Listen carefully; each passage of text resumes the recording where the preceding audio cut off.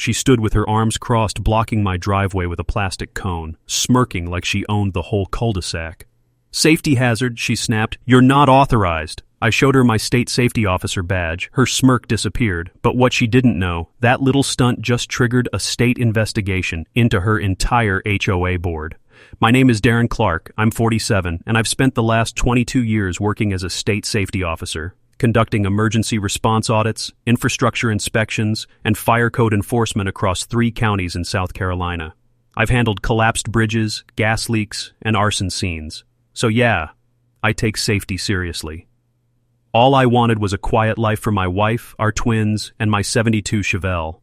We bought this place for the wide drive, the good school district, and that tall pine tree my daughter likes to climb when she's nervous before a test. But then came the orange cone, and the woman who called herself the neighborhood safety chair. Blocking access to my own home wasn't just petty, it was illegal. It put my wife at risk during a medical emergency, and it threatened my daughter's ability to get to therapy on time, therapy she needs after what she saw me go through last year on a scene. I'm used to people abusing power, but this was different. This was personal. And what started as a driveway dispute turned into an investigation that reached the state licensing board, the fire marshal, and, eventually, my HOA's financial books. Where are you watching from? Have you ever had someone use a fake title to push you around? Stick with me. Because what started with one cone turned into a battle over who really gets to decide what's safe.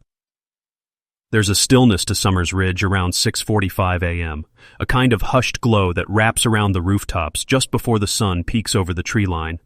Most folks are still inside. See, coffee brewing, sprinklers ticking away in rhythmic bursts, a few retirees walking their dogs in slippers and bathrobes. That's my favorite time of day.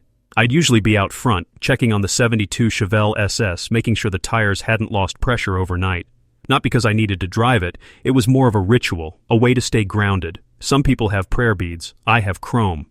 Our house sat at the end of the cul-de-sac, a single-story brick ranch with a long, open driveway and a canopy of tall pines out front, the kind that whisper when the wind cuts through them. My daughter calls them the guardians. She's 9, and that tree line, it's her castle wall. Inside, Maya, my wife, would already be brewing chicory coffee, playing the old jazz playlist her father made in the '90s. Her mornings were soft and predictable. Journal, vitamin pills, stretch routine. We'd share a quiet smile as I came in from the garage, grease on my hands, sunlight warming the kitchen tile. Our twins, Emma and Eli, would come thundering down the hallway by 7:15, arguing about Pop-Tarts, toothbrushes, and who forgot to feed Bluebell, our rescue lab. In other words, it was peace. The kind of peace I never took for granted. Because the thing about being a state safety officer is, you see what happens when peace shatters. I've walked into homes gutted by electrical fires. I've knocked on doors to notify families after pipeline breaches. When you work in hazard mitigation, you carry a deep respect for ordinary days. That's what Summers Ridge promised us. A stable neighborhood, good schools, sidewalks for scooters. A little HOA, sure, but nothing I hadn't seen before. When we moved in, the welcome packet was a spiral-bound document with lawn regulations, mailbox height standards, and a colorful page about keeping the community beautiful. At the orientation meeting, they served lukewarm cider and store-bought cookies. The HOA president, a retired pharmacist named Walter, made corny jokes about leaf blowers and referred to himself as Commander-in-Leaf.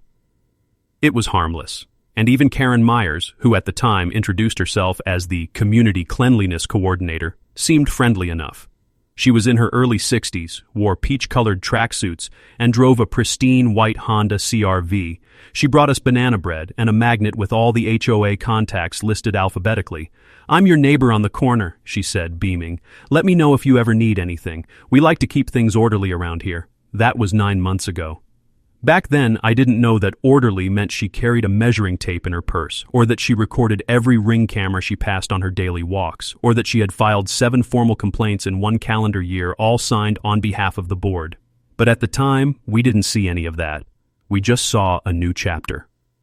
Maya was recovering from a tough year. Her lupus had flared up in late spring, and part of this move was to reduce stress, to be near better specialists. We needed quiet, comfort, and predictability. This neighborhood felt like the answer. The kids loved the cul-de-sac. Eli made friends with a boy named Liam, and they'd spend hours building bike ramps out of plywood and bricks. Emma started a club with two other girls where they traded nature treasures, smooth rocks, leaves, pine cones, and the occasional lizard tail. Even Bluebell, our anxious rescue, started relaxing. She stopped barking at the wind. Every Saturday morning, I'd host what I called coffee and carburetors. Just a few guys from the neighborhood, some with classic cars, some just curious, drinking coffee and talking shop. We'd rotate who brought donuts. One time, Walter Biari bought a box of keto bagels and was banned from snack duty indefinitely. It wasn't just peaceful, it was belonging. And maybe that's why I didn't notice the first signs. The subtle shift. The way Karen stopped waving when she walked past. The small note taped to our mailbox about acceptable garbage can placement. The fact that Walter had quietly resigned from the HOA presidency due to personal disagreements and was replaced by a new interim leader, Karen herself. I didn't think much of it, not at first. I'd dealt with all kinds of enforcement behavior in my line of work. City officials, code compliance, even Homeland Security in one case. But HOA politics, I assumed it was lawn height and fence color squabbles. Until the day I found the cone. Bright orange, right in the center of our driveway. No note, just the cone, placed dead center like a middle finger in plastic. I thought it was a prank. Then I saw Karen standing at the end of the block, arms folded, watching. Something shifted that day. The air didn't feel peaceful anymore. It felt monitored. What I didn't realize then was that Karen Myers had been quietly repositioning herself, elevating her role from cleanliness coordinator to a self-proclaimed safety chair. She'd rewritten parts of the HOA handbook, citing outdated city codes no one had cross-checked. She had decided that certain driveways, including ours, posed visibility threats for incoming traffic, and she had begun enforcing new, arbitrary parking visibility zones. She never ran this through the board. She didn't need to, because by then most of the board had either moved, resigned, or deferred to her. She was the HOA. And I was about to find out just how far she'd go to prove it. I left the cone where it was for 2 days, not out of fear. I just wanted to see what would happen. I moved my truck to the curb and kept the driveway open, wide and unused, like a stage set for whatever game Karen was playing. But nothing happened. No letters, no knocks. Just her walking her perfectly trimmed little schnauzer at 7:02 a.m., always slowing a bit as she passed our house. Never looking up, never waving. Then came the email. Subject line, driveway safety concern, formal notice. It came from a personal Gmail address, not the HOA's official domain, and it opened like this.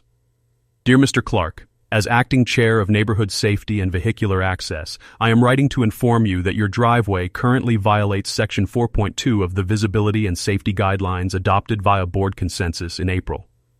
There was no such section in the original HOA handbook. I checked. The email went on for 5 paragraphs quoting obscure traffic regulations, most of which were either paraphrased incorrectly or referenced municipal code from an entirely different county.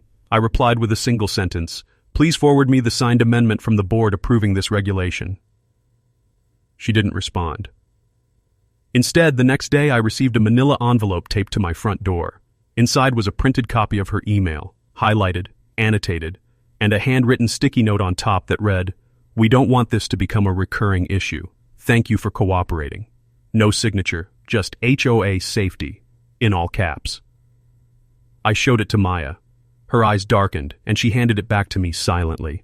That was when she started parking in the garage every night, even when she didn't need to. We didn't talk about it, but she didn't feel safe leaving the van visible anymore. That mattered more than I admitted at the time.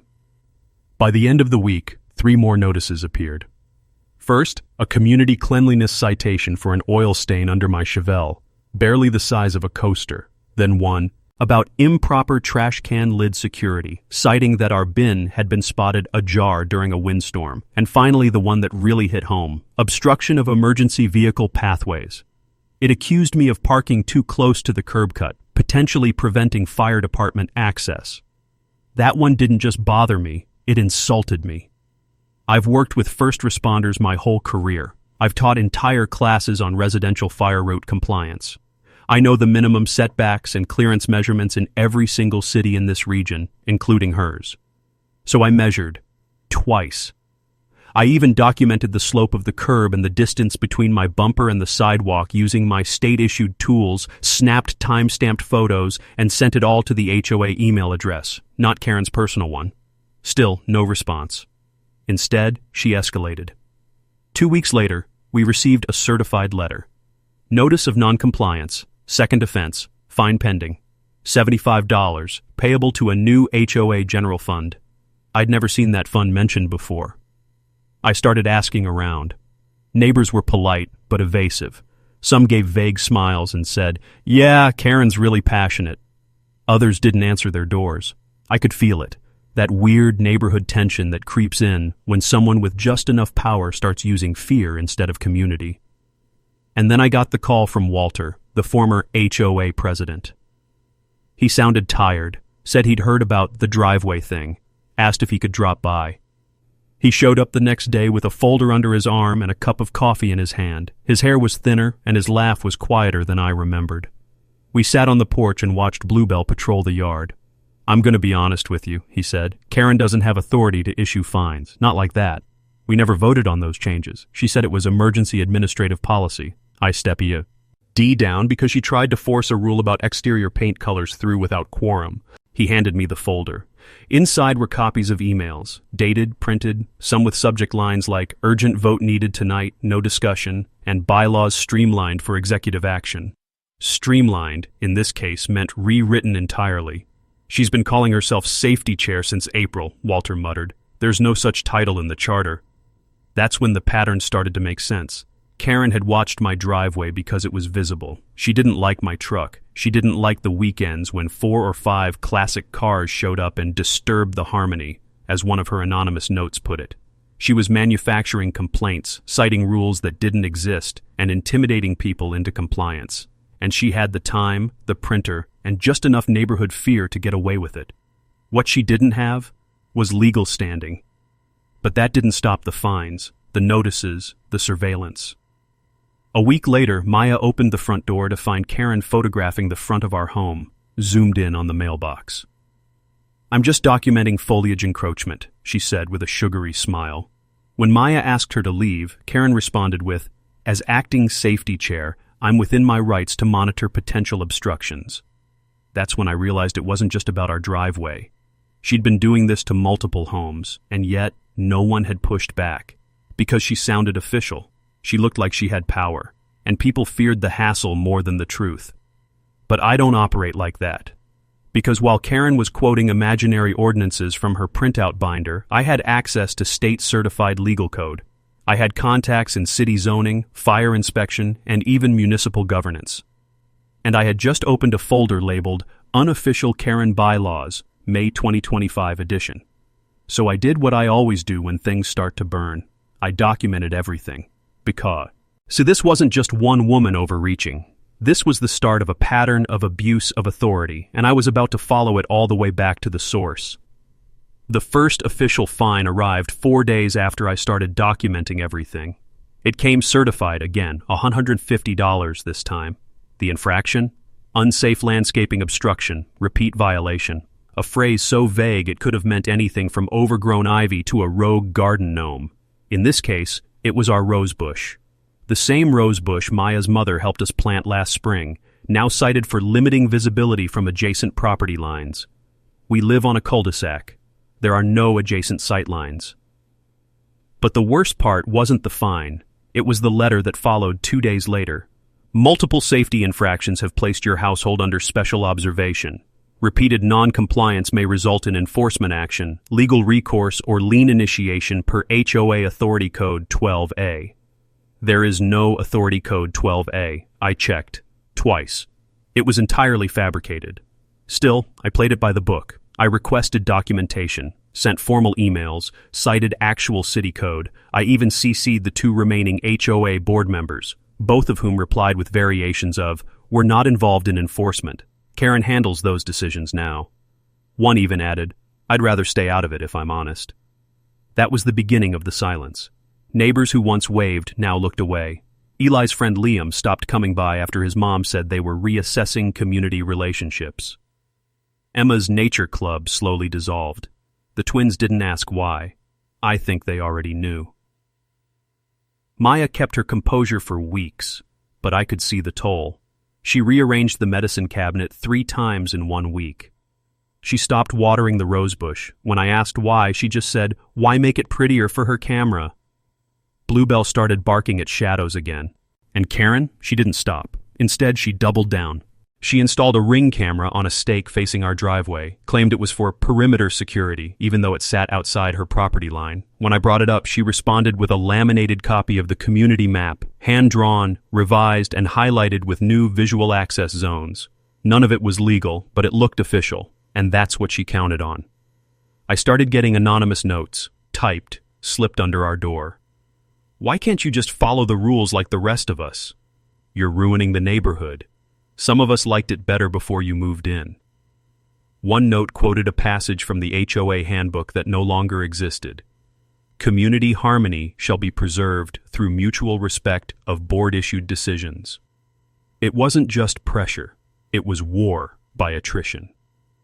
And then came the most twisted move yet. On the 3rd Monday of the month, Maya collapsed in the kitchen. Dehydration and stress, compounded by her lupus medication. I rushed her to the hospital, brought the kids to a neighbor who, thankfully, still spoke to us, and spent the night at her bedside. When we returned the next morning, we found a notice of emergency access violation posted across our garage in large, red font. Emergency response obstructed, investigation ongoing. It wasn't from the city, it wasn't from the fire marshal, it was from Karen. And it used my own agency's logo, poorly scanned, cropped, but still, an official state insignia, used without permission. That wasn't just a petty offense anymore. That was misrepresentation of a state authority and a violation of municipal law. Something in me clicked, not snapped, just settled. I realized I'd been trying to reason with someone who didn't care about reason. Karen wasn't trying to maintain safety. She was weaponizing it. Because I knew the law, she had to pretend she knew it better. Because I had authority, she had to simulate more. And now she had committed a crime. But she didn't stop there. Later that week, a letter went out to the entire neighborhood, a printed HOA bulletin headlined, "Pending Disciplinary Review, Clark Residence." It accused me of creating an adversarial environment, refusing compliance, and threatening board integrity. She even included a list of safety violations that spanned 5 bullet points, including one that read, "Confrontational presence during community patrols." She meant the day I waved at her from the driveway. It worked. People pulled back even further. The couple who used to bring us zucchini bread stopped responding to texts. Bluebell got fewer head scratches from passing kids. The block was silent now, like it had chosen a side. And the fines? They had a rhythm now, weekly, always something obscure. Unsecured tool storage, a rake against our shed. Improper mailbox orientation, we hadn't moved it. Non-compliant driveway markings, undefined. The mailbox one especially stung. My dad helped me install that box the weekend we moved in. The cement base still had his initials scratched into it. I kept every notice, every envelope, every printed lie. Maya asked me one night as she adjusted her heating pad, "Why is she so obsessed with us?" I looked around the house, the dark windows, the echo of a family growing quieter. "She's not obsessed with us," I said. "She's obsessed with control." And we were the one thing she couldn't fully control. Not because I'm a rebel, not because I enjoy confrontation, but because I knew the rules, the boundaries, the systems, and that made me dangerous. Karen wanted fear, she got resistance, and it terrified her. What she didn't know was that I'd already made some calls. To a colleague in the Department of Community Affairs, to the Fire Marshal's office, to an old friend in State Code Enforcement. I didn't tell them the full story, yet. I just asked for clarification, a few documents, a legal precedent or two. And while I waited for those to come in, I gathered my own, photos of every cone, note, and sign, screenshots of every email, time-stamped videos from my own door camera, Karen walking onto our property line repeatedly, a copy of the bulletin she sent out, with my agency's logo beside her fake safety claims. What she had was bluster, what I had was proof. But before I went public, before I took it all to the city, I needed one last piece of evidence. One thing that would turn this from a neighborhood spat into something undeniable. And I found it, right where I least expected, in the HOA's digital archive, hidden in plain sight, something she uploaded herself. But I'll get to that. Because the moment I hit download, I realized this wasn't just about a driveway. This was about a pattern of fabricated authority, a misuse of state symbols, and possibly embezzlement. And Karen Myers was about to find out what happens when you push a state safety officer too far. The document Karen uploaded was labeled Annual HOA Operating Budget, Revised Q2, just one of many files tucked inside the association's public-facing archive, which had been dormant for months. Most people probably didn't even know the link still worked. It had been buried in the original orientation packet, now out of print. But I remembered it. I had printed the whole thing when we moved in. I clicked. The spreadsheet opened with dozens of line items: lawn maintenance, signage, seasonal events, admin costs, but one section caught my attention immediately. Board Discretionary Enforcement Fund, $11,435.82. There was no explanation, no breakdown, just that figure, labeled as a carry forward from Q1. I cross-referenced it with the previous year's version. That line did not exist. I scroll, led further. Found something even more interesting. Vendor, KM Compliance Solutions, $4,500. Consulting fees. KM Karen Myers. She had invoiced the HOA. As a consultant, under her own name. She'd been paying herself. That was the crack in the dam. I downloaded the file and saved it in 3 places: cloud, USB, and printed. Then I made a call to an old friend at the state licensing board, Erica Velez, who I'd worked with during an occupational fraud investigation back in 2020. I explained the situation carefully: the use of state logos without authorization, the fabricated code citations, the falsified enforcement notices, the unapproved financial activity. Erica didn't interrupt once. When I finished, she asked, "Has she issued these notices under her name?" "Yes, and I have the originals." "You're looking at a Class C impersonation charge," she said. "If she used that to collect fines, possibly criminal fraud too." "And the HOA board?" I asked. "If they let her act without oversight, they're complicit in mismanagement at minimum. If she deceived them, then we've got false representation and possible misuse of community funds." She gave me a list of documents to compile. HOA meeting minutes, board member rosters, all communications from Karen, financial reports. Any correspondences referencing safety citations? It took me 2 days. During that time, I barely slept. Neither did Maya. She stayed up with me, sorting papers, printing email threads, double-checking timestamps. The twins sensed something was happening, but we kept the tone calm, the house steady. I wasn't going to let Karen shake us. This wasn't about revenge, it was about truth.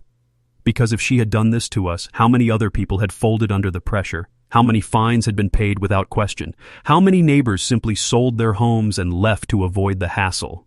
And how long had Karen been running this silent regime? The next piece of evidence came from someone I didn't expect.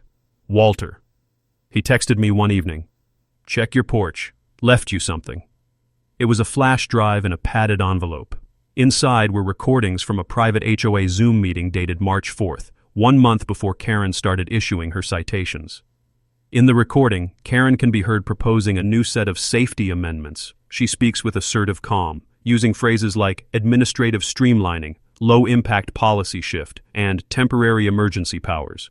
Walter and another member push back. "This isn't an emergency," he says. "We've never had a vehicle incident in the neighborhood." Karen cuts him off. "You've never had anyone with the background I do. My compliance certifications give me insight into things you wouldn't understand." Only, she has no certifications. I verified that with Erica. Karen goes on to declare she'll pilot the new system unilaterally and that residents will respect structure once they see results. The motion never receives a formal vote. Yet the very next day, Karen sends out the first round of violations, including the trash lid complaint to a house 4 blocks down. I burned the audio to a disk, logged the timestamps, notarized my copy of the transcript. That was the final nail. I now had false use of state symbols, financial self-dealing, fraudulent enforcement actions, misrepresentation of legal authority, failure to obtain board approval, documented retaliation, and now I was ready to use it. The first thing I did was contact the City Code Compliance Office. I filed a formal complaint outlining the use of fake regulations and the forging of inspection claims. I submitted copies of every notice I received, along with a sworn statement. Then I sent a complaint to the state fire marshal's office regarding the misuse of emergency response language. Karen had claimed my driveway was blocking emergency vehicles. I proved through drone footage and certified measurements that it wasn't. But the biggest action? I submitted a petition to the State Homeowner Association Oversight Division, formally requesting an emergency audit of the Summers Ridge HOA. Attached was a 67-page file: evidence, audio, screenshots, video, legal precedents, signed by me, co-signed by Walter. And I added one final document, a cease and desist letter from my agency's legal department, served to Karen Myers directly, warning her against continued use of state insignia and false titles. The next week was quiet. Too quiet. Karen disappeared from her usual walk route. Her cone was gone. No notices arrived, but her Ring camera still blinked red at night, watching. On Thursday, I received a call from Erica. "You're going to want to attend the next HOA meeting," she said. "We've opened a formal investigation." And then she added, "By the way, she's not registered to consult on anything. No business license, no filings. KM Compliance Solutions doesn't exist." Karen had built a fake title, a fake office, a fake job, all to impose control. But her illusion was cracking. And now, I was ready to shatter it. Maya and I sat in the living room the night before the meeting, surrounded by folders, stillness, and anticipation. The twins were asleep. Bluebell was curled at Maya's feet. "Are you sure this is worth it?" she asked me gently. I thought about everything: the rosebush, the driveway, the mailbox, the stress Maya had carried through hospital visits and early mornings, the shame we'd been made to feel, the silence we were pushed into. I looked at her. "I'm not doing this for me," I said. "I'm doing it because no one should have to live in fear over a mailbox." She reached across the table and took my hand. Outside, the wind stirred the pines. Inside, we were calm, ready. Because tomorrow, I wasn't going to defend myself anymore. Tomorrow, I was going to reveal the truth. And this time, Karen wouldn't have a cone to hide behind. The next evening, the HOA meeting was held in the same community center we'd sat in 9 months earlier, where they'd handed us lukewarm cider and banana bread and smiled wide about neighborhood harmony. But this time, the room felt colder. The folding chairs were packed tighter than usual. Word had spread, quietly but thoroughly. Walter had reached out to a few neighbors. One of the co-signers of the cease and desist letter had emailed the board. And I'd noticed an unusual number of porch lights on the night before, as if the entire block had leaned forward to listen. Karen was already there when I walked in. She stood at the front table, flipping through a packet labeled Meeting Agenda, HOA Code, Compliance Updates. She looked up, saw me, and her eyes narrowed slightly, just a hair, enough to register me, then move on. But her smile never faltered. Behind her stood 2 newer board members, both clearly uneasy. One of them, a young woman named Tracy, held a clipboard she didn't seem to want. I sat mid-row, folder in hand, beside Maya and Walter. I didn't plan to speak first. I didn't need to. Karen tapped her pen against the table and addressed the crowd. "Good evening, everyone. Thank you for attending tonight's meeting. I know there's been confusion lately about certain policies, and I want to take this opportunity to clarify the purpose of our safety initiatives, especially in light of increased city scrutiny." City scrutiny? She was trying to frame it as if she had brought in oversight. "Some of our newer procedures," she continued, "have unfortunately been misunderstood, but I want to remind everyone, my only goal is to keep this calm to town. Unity safe, clean, and compliant." A few polite nods, a few uncomfortable shifts in seats. And then she opened the floor. "Comments? Concerns?" I stood, not fast, not loud, just firm. "I have a question about your credentials, Karen." She blinked. "Excuse me?" "You've been issuing safety citations under the title Neighborhood Safety Chair. Can you confirm for the record which HOA vote authorized that title?" Murmurs spread through the room. Karen straightened. "I assumed that role after Mr. Wexler resigned, and in the interest of public safety, the board allowed a provisional restructuring. Did the board vote on it?" There was silence. Walter raised his hand from the front row. "We did not." Karen ignored him. I have legal flexibility under Section 5 of the community bylaws to ensure code adherence. I nodded.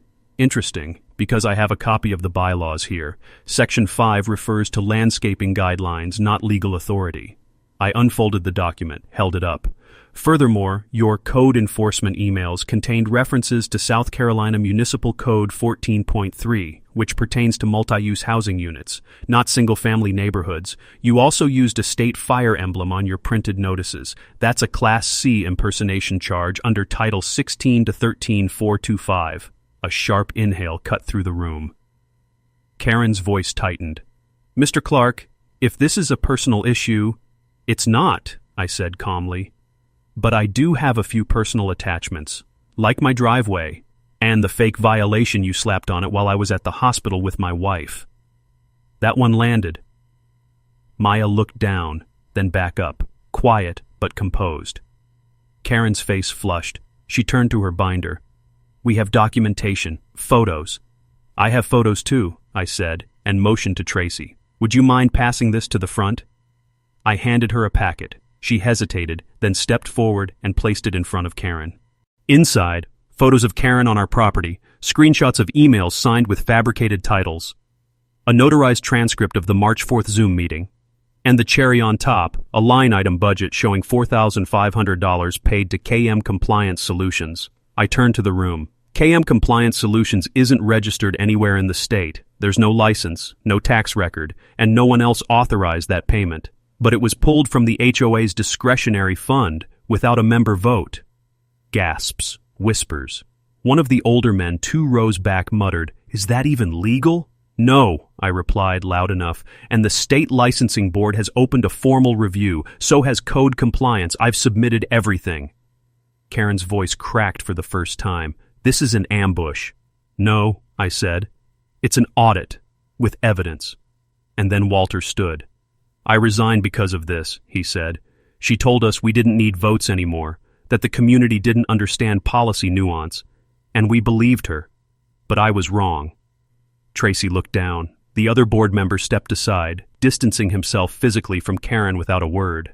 Karen tried to speak again, but it was too late. A woman from the back raised her hand. "Why was I fined for having flower pots on my steps?" Another followed. "You told us we couldn't hang American flags past July 4th. Another. "You said my daughter's lemonade stand violated street commerce code." Karen turned pale. Her binder sagged in her hands. Pages that once looked like order were now clearly props, bluster masquerading as law.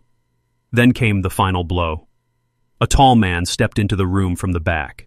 Jason Howell, deputy from the State Division of Homeowner Association Oversight. He'd come at Erica's request, unannounced. He raised his badge slightly. "I'm going to need to speak with the board after this meeting," he said. "We've received credible evidence of procedural fraud, misappropriation of funds, and unauthorized use of regulatory language." Karen sat. For the first time, she didn't speak, didn't smile, didn't blink, because her game was over. The meeting dissolved slowly after that. Some neighbors stayed, asking questions. Others left in stunned silence. But a few came up to me, one by one. They didn't say much. Some shook my hand. Others just nodded. One man, maybe in his 70s, simply said, "Thank you for standing up." When we got home, Maya leaned her head on my shoulder and whispered, "I think we can breathe again." And that night, the wind in the pines sounded different. Not like a warning anymore, but like a release. The next morning, the cone was gone. Not just from our driveway, but from the entire neighborhood. Karen's little orange army had vanished overnight, like it had never existed. But of course, it had. And now, so had she. By noon that day, we received a formal notice from the HOA board, a single-page letter typed in plain black text, signed by Tracy and the remaining board member. Effective immediately, Karen Myers has stepped down from her role in all HOA matters. An emergency audit will be conducted by a third-party legal firm. All fines and enforcement notices issued in the past 6 months are temporarily suspended pending full review. We appreciate your patience during this transition. There was no apology, no direct mention of fraud. But for the first time in months, the silence felt like peace again, not fear. That afternoon, Maya and I pulled the Chevelle out of the garage and washed it in full view of the street. We didn't speak much, just the rhythm of hose water, bucket foam, and the sun hitting chrome. Neighbors passed, and this time, they waved. Even Liam rode past on his bike, slowing slightly when he saw Eli helping me towel off the fender. "You can come by," Eli said. Liam didn't say anything. He just turned around, rode back home, and 15 minutes later, he was on our porch with 2 popsicles and a video game controller. It took several weeks for the formal fallout to take shape. The state licensing board issued a statement confirming that Karen Myers had impersonated a regulatory role without credentials and used a falsified entity to invoice her own HOA. Her case was referred to the Attorney General's office pending criminal review. The city's HOA Oversight Division released an interim report that recommended full reimbursement for all residents fined under unauthorized policy, dissolution of the Discretionary Enforcement Fund, removal of Karen's bylaws from community governance, mandatory board retraining in ethics and financial transparency. I was asked to provide a formal deposition, so was Walter. We sat across from each other in the same community room again, only this time, instead of folding chairs and passive neighbors, we were joined by a compliance officer and a court recorder. Walter looked older but lighter, like the weight wasn't on his back anymore. "I should have said something sooner," he told me. "I just didn't think anyone would listen." "They would have," I said, "if you'd had proof." That's the thing about truth. People want to believe in it, but they're afraid to act on it until someone hands them something solid. Sometimes, the cone has to fall first. By late summer, the HOA had a new interim president, a woman named Dina Patel, who worked as a school administrator. She spoke plainly, smiled often, and never once referenced municipal code. She invited residents to attend policy revision sessions and even hosted a backyard picnic to get feedback on the new draft. I attended, not as a loud voice, just a presence. The community wasn't perfect, but it was rebuilding, and that mattered. The most powerful moment came in September, during a board meeting where they officially repealed every safety ordinance Karen had introduced. Walter asked if I wanted to say a few words. I declined, but Maya didn't. She stood calmly at the front of the room, hands folded, and said, "I just want to remind everyone that my husband never wanted a fight. He just wanted to feel safe at home. And if a neighborhood can't promise that, then what's the point of rules at all?" There was no applause, just the sound of people finally listening. At home, the kids started inviting friends back over.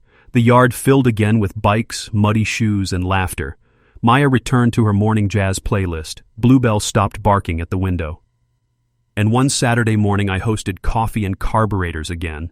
3 cars pulled up, then 5, then 8. Even Tracy stopped by. She brought donuts.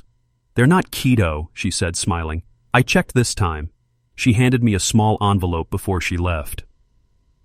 Inside was a handwritten note, for standing up, for staying calm, for setting a better precedent than fear.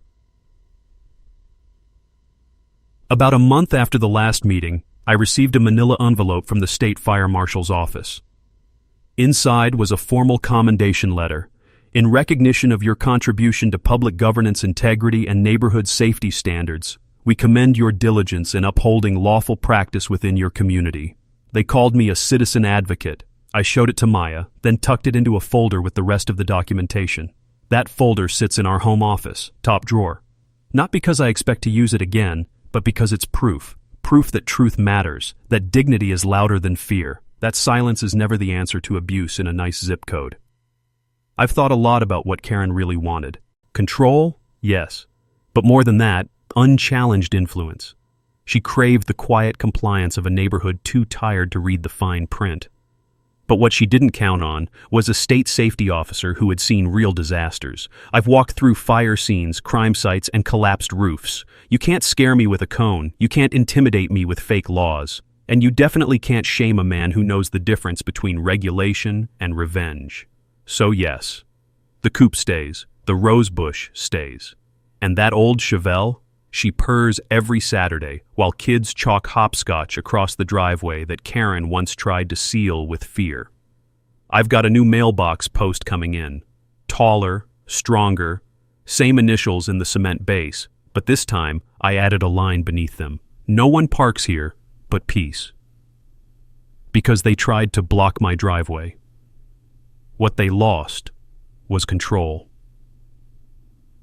If you've ever been bullied behind a rule book, if you've ever watched silence win because the paperwork was louder than the truth, or if someone ever told you that's just how things are done here, remember this.